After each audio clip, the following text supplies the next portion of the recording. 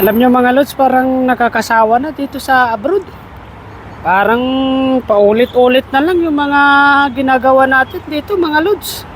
Gising ka sa umaga, trabaho, hindi mo kita ang asawa mo, anak mo.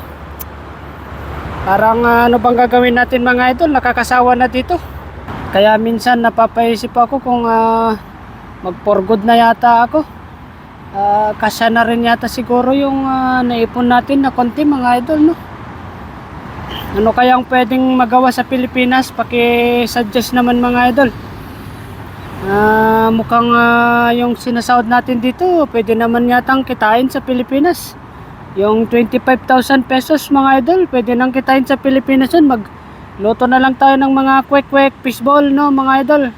May suggestion ba kayo dyan? Anong pwedeng magawa sa Pinas? Kaya minsan napapaisip ko parang nagsasayang lang tayo ng oras. So lumalaki mga anak mo, hindi mo makita. Pag uwi mo, ang bilis ng panahon, nalalaki na nila, no? Para tayong naupos na kandila dito sa abroad mga lods. Pagka naman naisip mo, pag uwi mo sa Pilipinas na naman, tambay, wala na namang trabaho. Mga politiko lang ang yumayaman sa ngayon sa Pilipinas. Kung tumakbo na rin kaya tayong mayor mga idol, ano masasabi ninyo? Magmayor na lang yata tayo or kagawad mga idol sa barangay, no? Mukhang marami yatang project ngayon mga idol, no? Kahit sa barangay yumayaman yung mga kagawad yan. Kaya minsan napaisip ko parang napakalaking panahon na yata ang nasayang natin dito, no?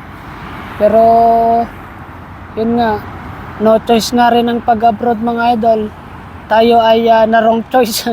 Na no choice tayo. Hindi ko alam kung no choice tayo or na wrong move or na wrong choice tayo mga lods.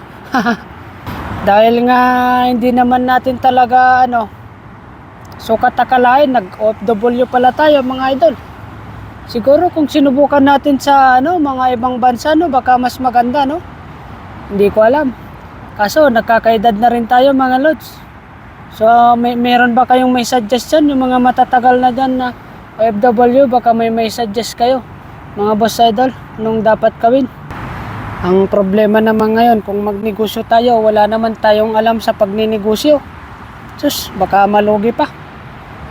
Siguro magano na lang tayo, magtanim-tanim na lang tayo ng kamuting kahoy, ng mga ugot ng sayote, kamote, sus Mariosep.